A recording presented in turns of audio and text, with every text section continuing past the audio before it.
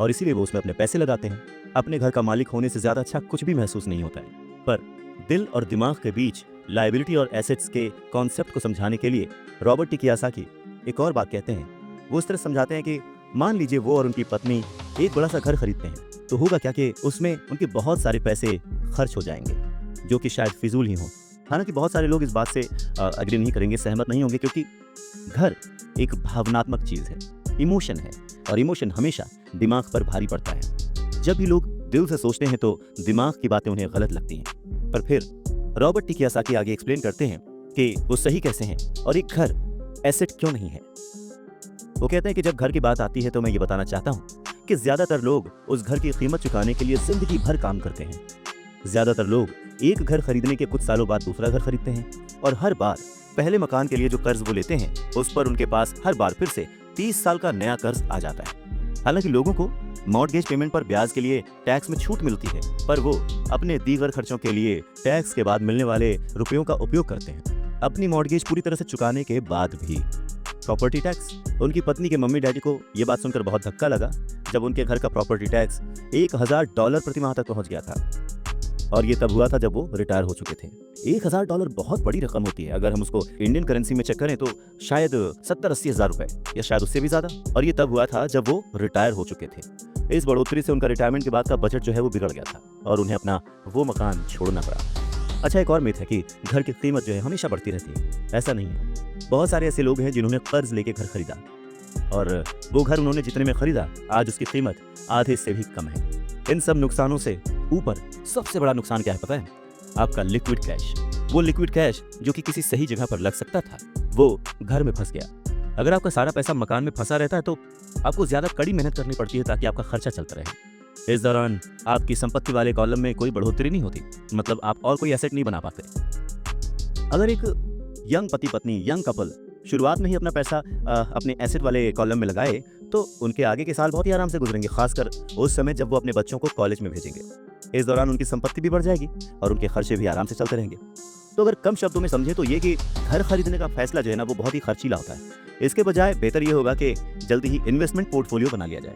देखिए, घर खरीदने का असर किसी भी आदमी पर 3 तरह से पड़ता है। पहला, समय की बर्बादी, क्योंकि इस पूरे दौरान दूसरी संपत्तियों का मूल्य बढ़ चुका होता है। एक्स्ट्रा पूंजी की बर्बादी, एक्स्ट्रा पैसे की बर्बादी जिसे दोबारा निवेश किया जा सकता था, जबकि घर खरीदने के बाद आपको घर से सीधे जुड़े हुए बहुत से खर्च उठाने पड़ते हैं। तीसरा, शिक्षा की बर्बादी।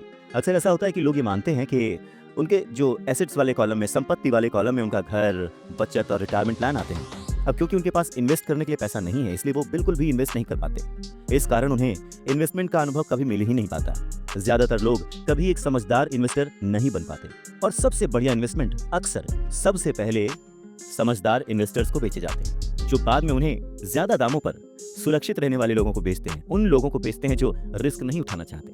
तो रॉबर्ट टी कियोसाकी के जो पुअर डैड थे, जो कि बहुत ही पढ़े लिखे थे, उनका फाइनेंशियल स्टेटमेंट चूहा दौड़ में फंसे व्यक्ति का सबसे अच्छा उदाहरण है। नौकरी की, जिंदगी भर पाई इकट्ठा की, घर खरीदा और उस घर का खर्च चलाने के लिए जिंदगी भर मेहनत करते रहे। उनके खर्च हमेशा उनकी आमदनी से ज्यादा होते थे। और यहाँ पर रॉबर्ट टी कियोसाकी एक बात बहुत अच्छे से समझाना चाहते हैं कि अगर आप इंडिपेंडेंट बनना चाहते हैं, अमीर बनना चाहते हैं, तो आपके खर्चे कभी भी आपकी आमदनी से ज्यादा नहीं होने चाहिए।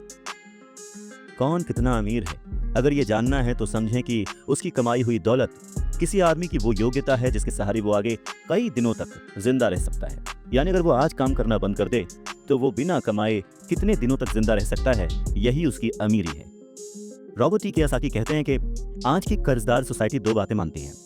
पहली ये कि खुद का एक घर होना चाहिए, दूसरी ये कि अगर सैलरी बढ़ गई है तो फिर एक ज्यादा बड़ा घर खरीद सकते हैं। पर ऐसी सोच, ऐसी स्ट्रैटेजी की वजह से परिवार ज्यादा कर्ज में फंस जाता है। लोग पूरी तरह से पैसों की तंगी का सामना करने लगते हैं। वो लोग अपनी जॉब्स में बहुत अच्छी सैलरी उठा रहे होते हैं, लेकिन इस सोच की वजह से वो सेविंग नहीं कर पाते। इसे हाई रिस्क लिविंग या जोखिम भरी जीवन शैली कह सकते हैं। और इसका कारण छोटा सा है, ऐसे लोगों में पैसे की समझ ना होना, पैसे को कैसे मैनेज करते हैं ये पता ना होना। 90s के दशक में जॉब्स में बहुत ज्यादा गिरावट आई थी, रिसेशन आया था, और तब ये बात पता चली कि जो मिडिल क्लास है वो पैसे के मामले में कितना सुरक्षित है। तब से लेकर आज तक बहुत कुछ बदला है। अच्छी बात यह है कि आज लोग ज्यादा अवेयर्ड हैं, उन्होंने सही जगहों पर इन्वेस्ट करना शुरू कर दिया, और म्यूचुअल फंड में लोगों ने ज़्यादा इन्वेस्ट इसलिए किया क्योंकि उन्हें लगता है कि वो ज़्यादा सुरक्षित है। औसत म्यूचुअल फंड खरीदने वाले आदमी नौकरी में, टैक्स और मॉर्गेज चुकाने में, अपने बच्चों की कॉलेज की फीस देने के लिए पैसे बचाने में, अपना क्रेडिट कार्ड का हिसाब साफ करने में बहुत ज़्यादा बिजी रहते हैं। इतना उनके पास वक्त नहीं होता कि वो ये आर्ट सीख लें कि किस तरह से म्यूचुअल फंड लिया जाए या किस तरह से इन्वेस्ट किया जाए। तो फिर वो क्या करते हैं? फिर वो किसी दूसरे को